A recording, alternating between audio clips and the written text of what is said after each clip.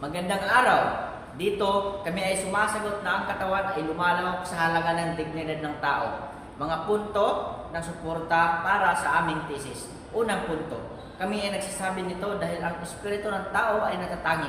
Ikalawang punto, bukod pa rito kami ay nagsasabi nito dahil sa katotohanan ang tao ay hindi magpaalinlangan isang material na katawan din. Pangatlong punto, kami ay nagsasabi nito dahil ang tao ay lumalahok sa lipunan sa iisang natatanging paraan. Mga personal na karanasan. Una, upang ilarawan ang unang punto, isipin kung paano ang bawat tao ay natatanging mga saloobin, damdamin at karanasan na hindi maaaring lubos na unawain at nagbibigay ng materialismo ng individual na spirit.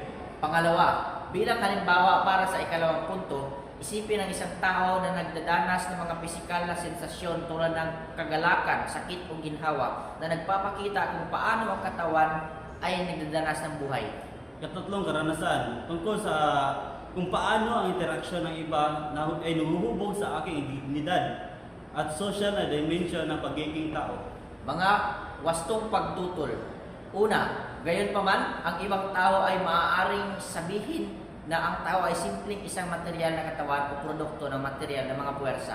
Ikalawang pagtutol, tungkol ito ay tumututol ang katawan na hindi kumakatawan sa tao. Ikatlo, ang iba ang iniisip ay nag-aangkin na ang kasarian ang pinagmula ng paglupig.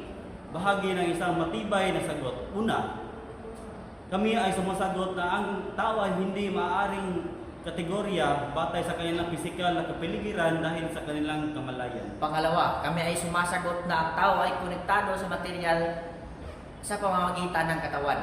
At ikatatlo, kami ay nagsasabi na ang pagiging lalaki o babae ay pahiwatig ng ating natatanging kalikasan. Mga halimbawa, una, sa pagmumuni-muni sa mga personal na karanasan tulad ng sandali na malalim na pag-iisip, paglilika o emosyonal na koneksyon. Nagbibigay ito ng malalim na natatanging kalikasan ng kamalayan ng tao. Pangalawa, ang aktibidad tulad ng paglakasan ay nagbibigay diin sa pagpahayag ng sarili. Pangatlo, ang paglahok sa mga komunidad na kaganapan, voluntaryo pagbuo ng makabuhayang relasyon sa tao at sa lipunan.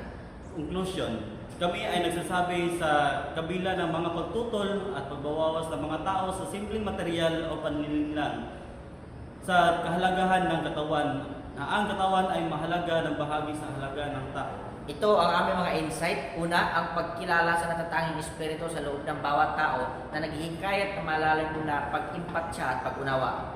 Kalawa, ang lalim ng katawan ay mahalaga nito ng kalusugan. Pangatlo, ang pag-unawa sa sosyal na emosyonal ng tao, malaking paglahok ng kontribusyon sa lipunan. Ang implikasyon namin, una, pag-practice ng mindfulness at self-reflection upang maunawaan ang sarili. Pangalawa, pagbibigay prioridad sa pisikal na kalusugan sa pamamagitan ng regular na ehersisyo. At katatlo, paghanap ng mga oportunidad upang makonekta sa iba. At paambag ng ating komunidad na ang social at justisya. Yun lang po, maraming salamat.